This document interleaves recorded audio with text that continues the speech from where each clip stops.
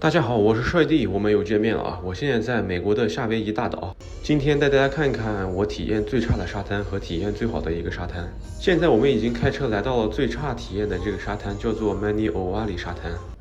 它这个沙滩吧，一开始看过去有2座山，我以为是个什么景点，然后门口还有个路口，许多车拐进去，我以为是什么好的东西，所以就抱着试一试的心理进去，没想到进去之后还要收费，1辆车$30，然后沙滩也是非常的一般，人是非常多，根本就没有地方歇脚。毕竟夏威夷满大街的沙滩，所以我也神不知鬼不觉的选了一个错误的沙滩，没办法，就给大家避个雷吧。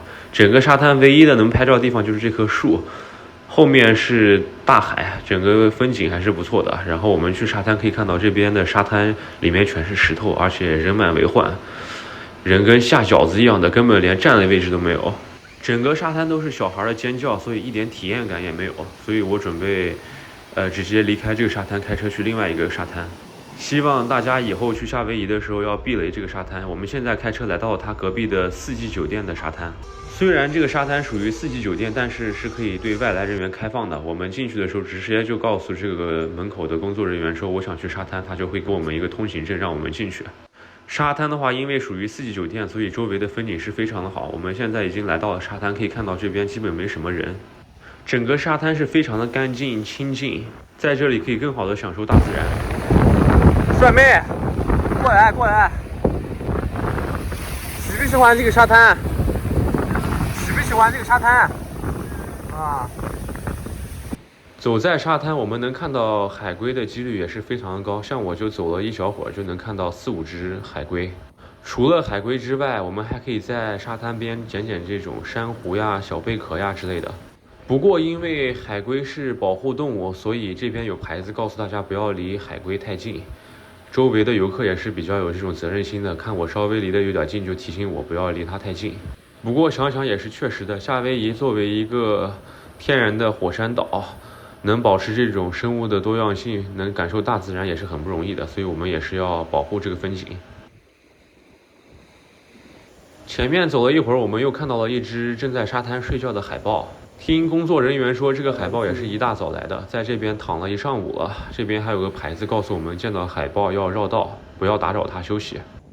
这个海豹也是非常的悠闲，就在这边晒太阳，不知道什么时候回到大海里面。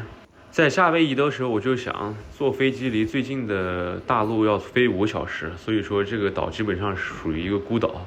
这些海洋动物是怎么在周围一大片的海域里面生活，我也是不知道的，所以再次感叹大自然的这个力量吧。本来我走着走着就想回去了，因为今天太阳有点大，但是帅妹说我们继续往前走，把整个沙滩走完看看会什么样，所以我们就继续往前走。这边走到了一片绿地，旁边还有人看着书面向大海，感觉也是非常的惬意。现在我们来到了海边的岩石区，仔细看这个水里面有许多的小鱼小虾，而且岩石区的这个水温是属于温水，基本上就是人的体温的温度，所以在里面泡个脚呀也是非常的舒服。海边黑色的岩石边还能看到这种黑色的小螃蟹。大家好，我是帅弟。前面第一次去的那个沙滩不太好玩，我们现在来到了4季酒店的这个沙滩，然后我们看到了海龟，还看到了海豹，然后这边还有好多小虾和小螃蟹，这个沙滩是非常推荐。